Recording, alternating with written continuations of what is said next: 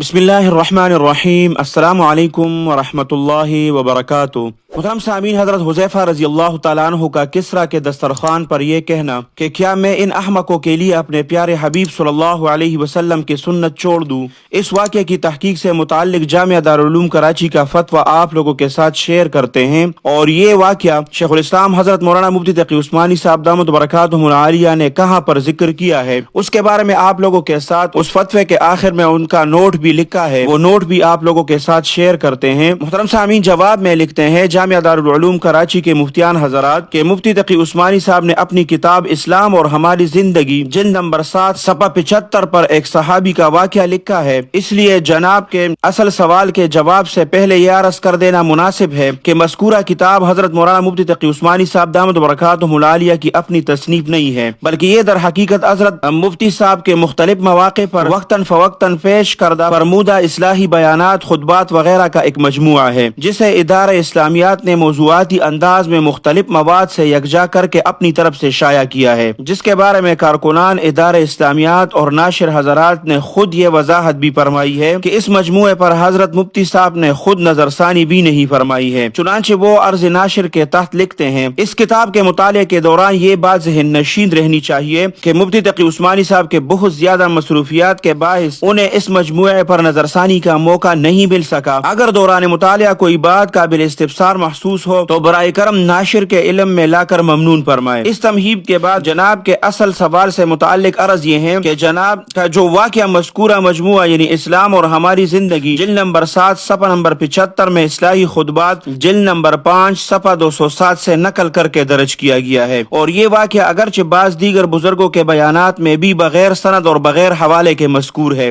لیکن ہمیں متداول کتابوں میں کافی تلاش کے باوجود کسی کتاب میں یہ نہ مل سکا۔ ہاں، سنن ابن ماجہ میں صفحہ 236 حدیث نمبر 3278 میں اسی طرح مختلف کتابوں میں ذکر ہے، اور حضرت معقل ابن یسار رضی اللہ تعالیٰ عنہ سے متعلق ایک روایت مروی ہے کہ آپ رضی اللہ تعالیٰ عنہ نے ایک مرتبہ کھانے کے دوران لقمہ گر گیا تھا، جس کو آپ رضی اللہ تعالیٰ عنہ نے اٹھا کر صاف کر کے کھا لیا۔ اس پر جب وہاں موجود عجمی کسان اپنے آنکھوں سے اشارے سے اپنی حیرت کا اظہار کر رہے تھے تو بعض حضرات نے حضرت معقل ابن یسار رضی اللہ تعالیٰ عنہ کو ان کے اشاروں کی طرف متوجہ کیا، جس پر آپ رضی اللہ تعالیٰ عنہ نے فرمایا کہ یعنی میں ان عجمیوں کی یعنی ان پر حیرت اور استعجاب کی وجہ سے آپ صلی اللہ علیہ وسلم کی سنی ہوئی سنت کو ترک نہیں کر سکتا۔ پوری روایت یوں ہے کہ حضرت حسن فرماتے ہیں کہ ایک مرتبہ دوپہر کا کھانا کھانے کے دوران حضرت معقل ابن یسار رضی اللہ تعالیٰ عنہ کے ہاتھ سے اچانک ایک لقمہ گر گیا تو انہوں نے اس کو اٹھا کر اس پر لگے کچرے یعنی مٹی وغیرہ کو صاف کیا اور اس کو کھا لیا۔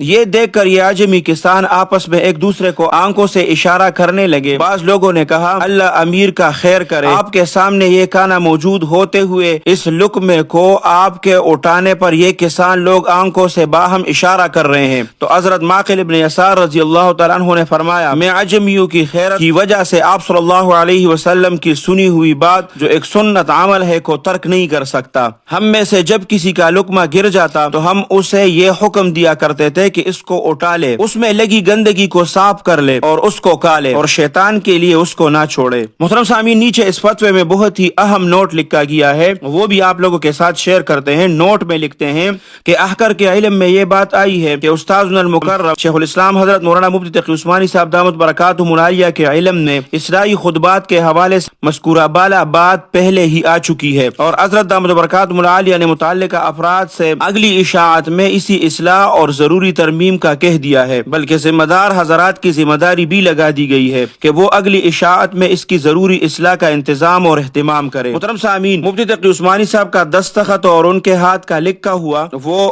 مضمون بھی آپ لوگوں کے ساتھ شیئر کرتے ہیں۔ مفتی تقی عثمانی صاحب لکھتے ہیں کہ جواب درست ہے، اور بندہ نے جس طرح خطبات میں یہ قصہ ذکر کیا ہے بندہ نے حضرت مولانا عاشق الہی صاحب رحمۃ اللہ علیہ سے سنا تھا، انہی پر اعتماد کر کے بیان کر دیا، لیکن اب اپنے احباب میں سے متعدد اہل علم سے انہوں نے درخواست کی ہے کہ خطبات میں متعدد واقعات صرف کسی معتبر عالم سے سننے کے بنا پر ذکر کیے گئے ہیں، ان کی مکمل تحقیق کر کے جہاں غلطی ہو اس کی تصحیح کر دی جائے، جیسا کہ بفضلہ تعالی وہ یہ کام قابلیت کے ساتھ کر رہے ہیں، اور انشاءاللہ تعالی آئندہ ایڈیشنوں میں یہ تصحیحات شامل ہو جائے گی۔ محترم سامعین، تو آپ لوگ یہ دیکھ سکتے ہیں کہ جس کے پاس بھی اصلاحی خطبات کی پرانے ایڈیشن ہو تو اس میں یہ تصحیح ضرور کرا لے، کیونکہ اس کے بارے میں مفتی تقی عثمانی صاحب نے خود فرمایا ہے، جس کا ثبوت آپ لوگوں کے ساتھ وہ اسکرین پر شیئر بھی کیا۔ مفتی تقی عثمانی صاحب کے ہاتھ کا لکھا ہوا رقعہ ہے، تو ہمارا کام ہے جو مفتی صاحب نے خود جس جگہ سے رجوع فرمائی ہو اور جس کے بارے میں انہوں نے کچھ لکھا ہو، یا جتنے بھی لوگ ہیں اور وہ یہ کام کرتے ہیں ان کو بتایا گیا ہو کہ اس کی خوب تحقیق کر لے اور ایسی چیزوں کو خطبات ہو یا دوسری کتابیں ہوں اس سے حذف کر دیا جائے، تو ہم وہ آپ لوگوں کے ساتھ شیئر کرتے ہیں، باقاعدہ ثبوت کے ساتھ شیئر کرتے ہیں، اور آپ لوگ بھی الحمدللہ بہت زیادہ سپورٹ کر رہے ہیں، اور آپ لوگوں کی اس سپورٹ کی وجہ سے اور اس محبت کی وجہ سے یہ کام جاری اور ساری ہے۔ اللہ سبحانہ وتعالی ہمارے ان بزرگوں کا سایہ ہمارے سروں پر تادیر قائم اور دائم رکھے۔ اللہ سبحانہ وتعالی آپ سب کو اپنے حفظ اور امان میں رکھے، اپنے خصوصی دعاؤں میں یاد رکھے۔ السلام علیکم ورحمۃ اللہ وبرکاتہ۔ الحق وزهق الباطل إن